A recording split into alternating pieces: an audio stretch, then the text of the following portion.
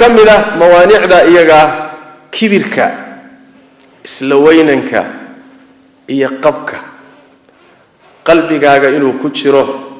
ama dhaqankaagaba uu kamid yahay inaad xaq diido oo iskala weynaato adoomada ilaahayna aad yastood xaqirto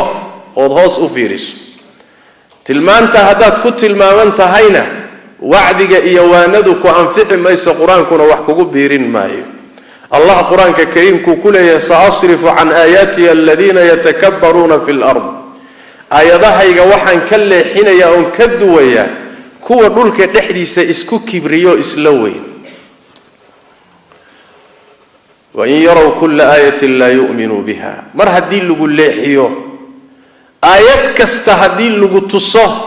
مر مينيس شدك توصن قادم آيات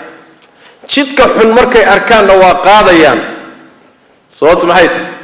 ayadahaygii bay beeniyeen buu alla yiri waana moogaadeen oo wayba ka damba kama ay lahaba qaafiliin wax sidaas daraadeed hadaad mutakabbirtaadu isla weyn tahay